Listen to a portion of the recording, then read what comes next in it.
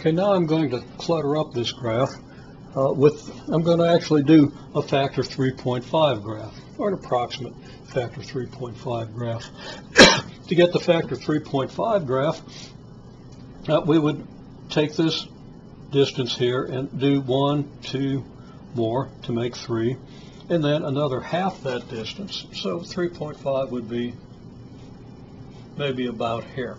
So we could use this point here and this point here. Now we're going to match this point up, which is the same as the original, with this point. So we're going to get this point.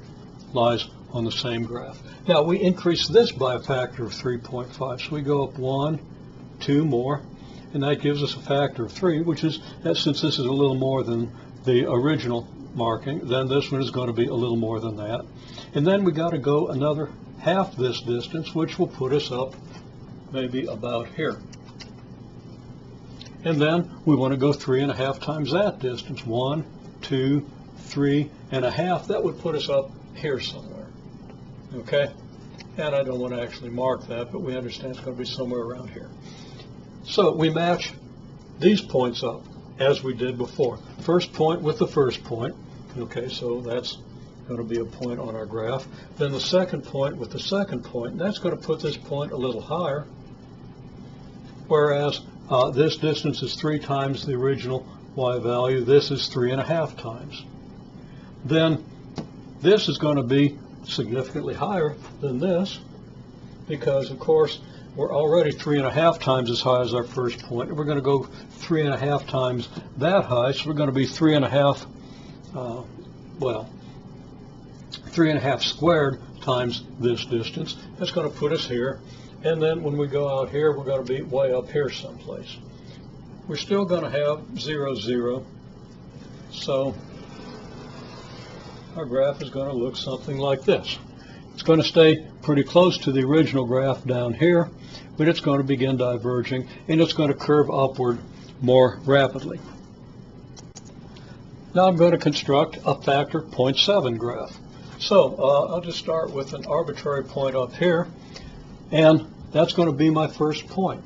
It's going to match up with the first point I choose here. And this time I'm going to choose this as my first point. It's perfectly permissible, although for purposes of comparison, I wanted to choose the same initial point for the factor 3 and factor 3.5 graph. The factor 0.7 graph isn't going to look much like either of these, so we'll see how that works out. So from this point, I match up with this point, and there's the point having the corresponding x and y coordinates. I take 0.7 of this. So if this distance is 100, where's distance 70? I'm going to say it's maybe about here. Okay, so that's our second point, which will match up with this point. Okay, so that's going to give me a point about here. Now, that's really going to mess up our graph. I'm going to go right through my words and so forth. Okay, the next factor of 0.7 might put us, okay, if this is 100, where's 70? I'm going to say about here. Okay, you can check and see whether I'm doing this halfway accurately, and of course, I'm sure you can do better than I do. Okay, now I observe that this point, if I go from here straight up, this point really should have been a little further to the left, so I'm going to put it right there. I guess I was unconsciously trying to avoid the D in doubles.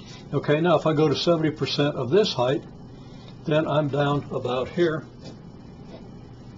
and that's going to match up with this x coordinate, so that's going to put me, I hope, somewhere around here.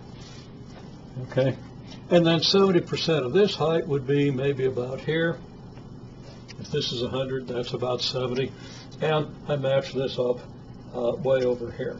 Now, of course, I'm going to obliterate a lot of my labeling, and when I sketch my curve, it's going to look something like this. Okay, so this would be my factor 7 graph. Now, this curve is going to get very steep as we come in here. If I take half this x value, and then the y value, of which this would be 70%, that's going to put us way up here. And if I keep going up, I never reach the y-axis, because keep cutting this in half never brings me to the y-axis. And every time I cut this in half, I increase this by actually what turns out to be about 140%. So I'm going to get a graph that forms what we call a vertical asymptote with a y-axis. Gets up very high, and no limit to how high, and gets as close as we might choose to the axis. Now, that's not a particularly well constructed graph. If you do it carefully and very neatly, you get a much more elegant looking curve.